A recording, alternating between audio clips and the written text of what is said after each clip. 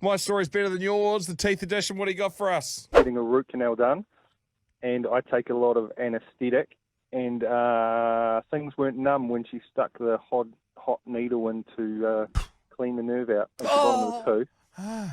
So she hit the nerve, and I jarred back with such force that it, you know how they lean up and down and stuff? It broke the mechanism, and I had to go to another room. Oh, my God. You are amazing. This is great. A flatmate of mine get his 2 bottom teeth taken out, his 2 bottom wisdoms, and he got put under for it, so he wasn't allowed to drive afterwards. So went to pick him up, and as the nurse was walking him out to the waiting room to me, she accidentally walked him into the door frame and ended up breaking his nose. He wasn't paying attention to where he was going.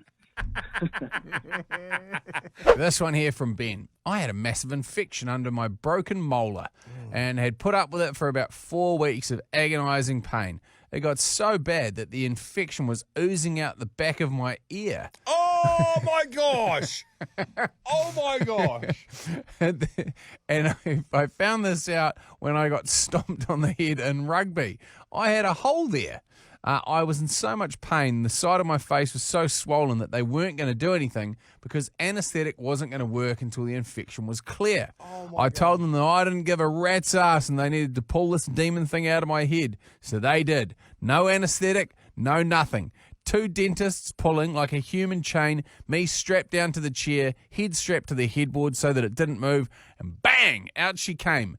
Instant relief, no pain, no nothing, and then the infection cleared up within a couple of days. Ben. Ben. That is wild. Well, that's been tremendously successful. We had a cracking story about a chick with a huntsman spider in her caravan. She's back again. She's back again. From Sally Beaumont in Australia. My story had a couple of gum trees fall down in high winds. Of course, as is the law, the bastards fell on the fence line between us and the neighbours. As the neighbours have a few more years on them, the husband decided to be heroic and do the chainsaw choppy thing, as the blokes like to do. Oh, yeah. I took one look at the streaks of long bark on those trees, and I just knew it was a huntsman haven. Not only would the king be in the house, but his 50 wives and various offspring would be as well. Yes. Well, heroic hubby cajoled me into not being a wuss and said, they'd run when they heard the chainsaw. Not sure if this option terrified me more, as I had to do a quick mental calculation as to how fast the 8-legged bastards could run. Grease lightning. Having weighed up that I could possibly outrun them, heroic hubby requested I hold one end of the log that was traversing the fence so he could keep the chainsaw free of the wires. Silly, silly me. Dunk snort. That never happens. Get a dunk snort. That never happens. Never get a dunk snort. Oh, she.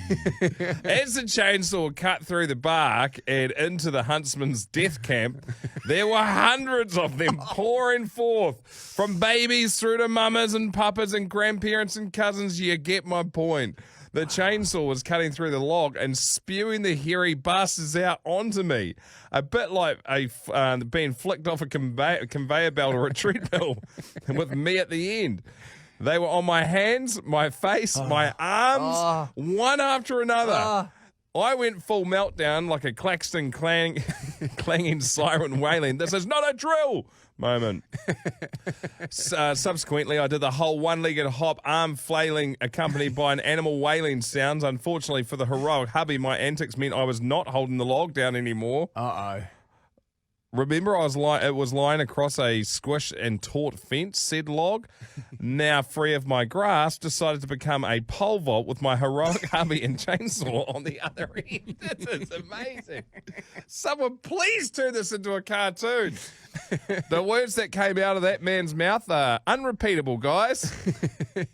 Fortunately, no person was physically injured, but not sure what happened to the spiders, as I'm now in a fetal position halfway down the fence line, from which I had to be gently coaxed with soothing sounds and the promise of alcohol. Heroic hubby now refuses to let me hold down logs whilst chainsawing. Honestly, it's like I can't be trusted.